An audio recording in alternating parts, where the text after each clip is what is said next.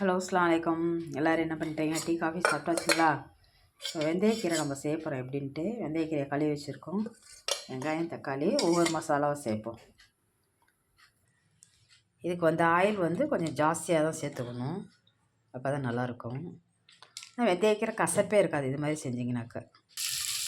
சின்னதாக ஒரு பட்டை துணை போடணும். பட்டை போடையில் வீடியோ எடுக்கல. வெங்காயம், தக்காளி நல்லா வதங்கிடணும்.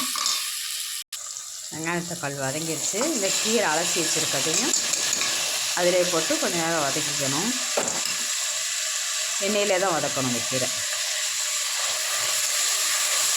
நல்லாயிருக்கும். கறி டேஸ்ட் இருக்கும். இதில் மட்டன் இருந்தால் போடலாம், உருளைக்கிழங்கு போடலாம், கத்திரிக்காய் போடலாம்.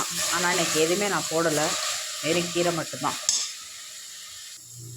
ஓகேங்களா? இது மாதிரி எண்ணெயிலே வதக்கணும். இப்போ மிளகாத்தூள், மஞ்சத்தூள், மல்லித்தூள், காரத்துக்கு தகுந்தது மிளகாத்தூள் நீங்கள் போட்டுக்கோங்க.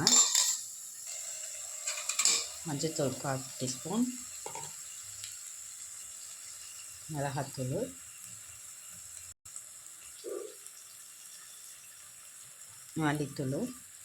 மல்லித்தூள் கொஞ்சம் கூடுதலாகவே சேர்த்துக்கலாம்.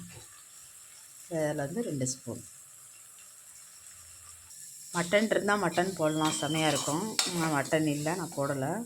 கத்திரிக்காய் போட்டாலும் நல்லாயிருக்கும். கத்திரிக்காய், உருளைக்கிழங்கு அப்படியே கிரேவி மாதிரி அப்படியே சாதத்தில் போட்டு சாப்பிட்லாம்.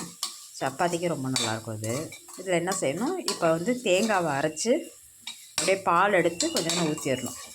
ஊற்றிட்டாக்க அப்படியே கறியெல்லாம் டேஸ்ட்டு தோற்று போயிடும். நல்லாயிருக்கும், செமையாக இருக்கும். காமிக்கிறோம்.